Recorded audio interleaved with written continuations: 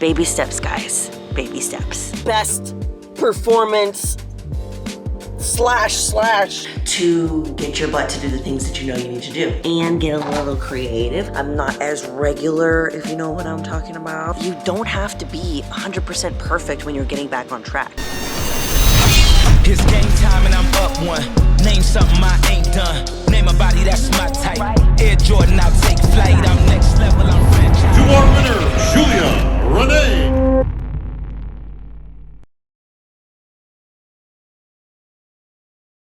Good morning, buff babes and bros, and welcome back to another video.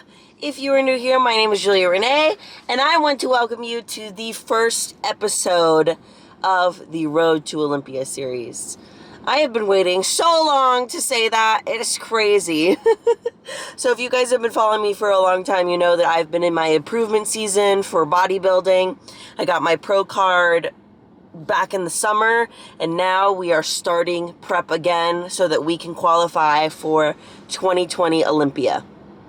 2022 Olympia. What the heck?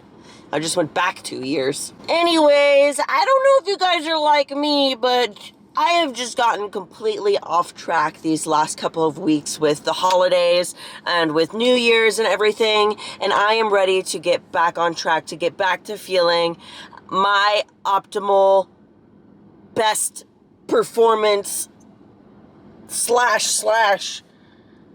healthy again. So today I'm going to show you how I'm going to get back on track and just get things moving again, and I'm going to bring you along with me and give you a couple tips.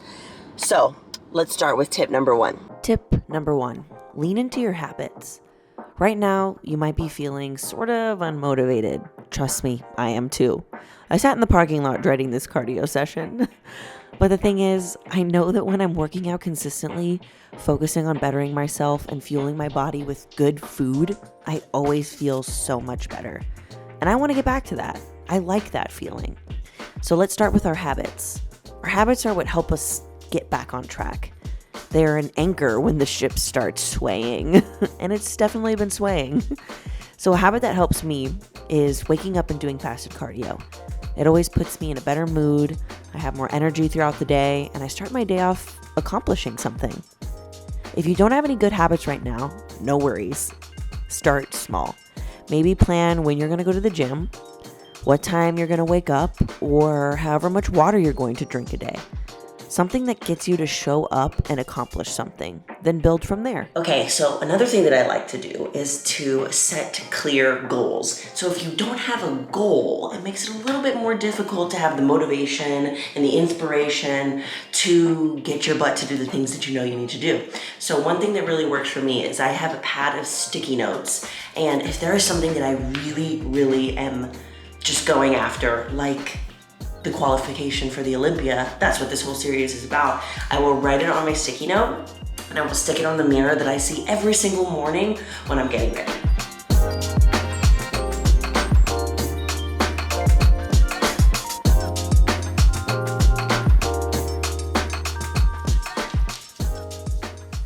So another thing that you can do is create a vision board. So this is the vision board that I have for this year, and creating it was so much fun. It got me to be able to get really excited about my goals and get a little creative, because I like to be super creative and just make it really pretty. And then it could be something that you just put up and you can see every single day. So if you want a video on how to do that, I'll pop it up right here, but I've been doing these things for so long, and they've really helped me stay clear on what it is I want. Tip number 3, go back to eating your healthy meals. My past self would feel the need to crash diet after enjoying myself, almost as punishment for enjoying life a little bit more. Only recently have I realized the damage that this does with how I relate with food. Now, if I enjoy food more, I just go right back to my regular diet. I don't try to overcompensate. I don't try to fast, cut calories. I just go right back to eating my healthy meals that I know that I love. I found that this way is way more sustainable, and it doesn't leave me feeling like I did something wrong, because I haven't. I'm just living life. 1 scoop of First Form OptiGreens, which helps boost your immune system, decrease bloating, and increase energy levels. Then I add 1 scoop of OptiReds, which increases nitric oxide, blood flow, and promotes a healthy metabolism. The last thing that I like to add is a scoop of multifiber. This helps keep me regular, it helps cleanse your digestive tract to help remove toxins from your system so that they're not absorbed or reabsorbed into your body. Only a small percentage of people get enough daily fiber, so make sure that you prioritize your gut health. It's really crazy because every time that I stop taking this, I can feel it almost immediately. Like I start being more bloated more often. I'm not as regular, if you know what I'm talking about.